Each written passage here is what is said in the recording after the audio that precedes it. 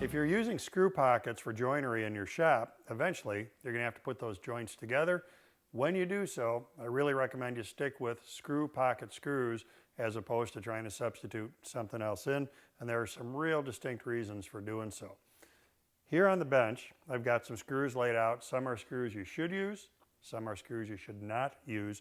Let's talk about the screw pocket screws first and their attributes. When we look at this silver screw, this is a screw pocket screw. It's got fine threads. Down here at the bottom, it's got a thread cutting tip. So part of the deal with that is that when we put screw pockets together, you don't drill into the mating piece, you just drive the screw. So we want to make sure we're using a screw with its own thread cutter on the tip so that it can thread its way into that mating piece, especially true in hardwoods. Now on the screw next to it, we've got another screw pocket screw. The only difference is that it's a different color. Additionally, it's a coarse thread screw.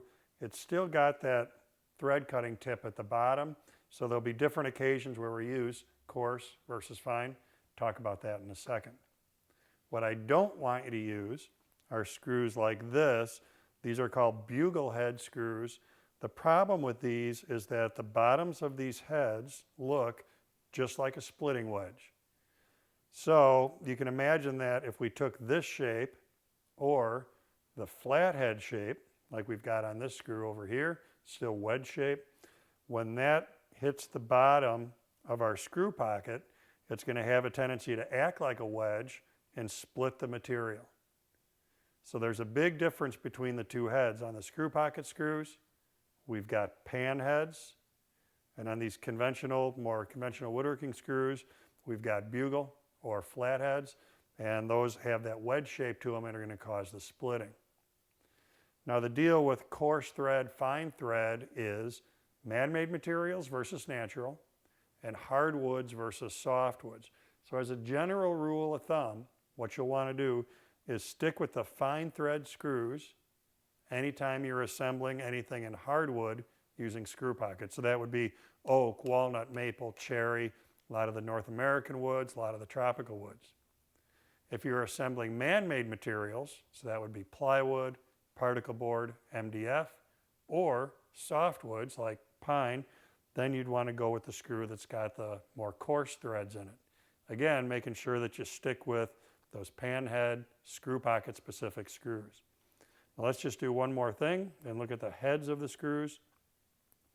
Very commonly, these are square drive screws, and because of the angle at which we're driving them, remember those screw pockets go in at about 15 degrees. Using a square drive on the square drive head screw just makes it a lot easier to run at an angle like that and make sure that the tip of the driver stays in contact, stays engaged with the head of the screw. So the lesson out of all of this is there's a very good reason why screw pocket screws go with screw pocket joinery. The other thing to think about is make sure you're matching the length of the screw to the thickness of the wood that you're working with, so that by running the screw in at an angle, it doesn't accidentally come out the joining face. So make sure you're loading your shop up with screw pocket screws so that you're ready to assemble those screw pockets using the right tool for the right job.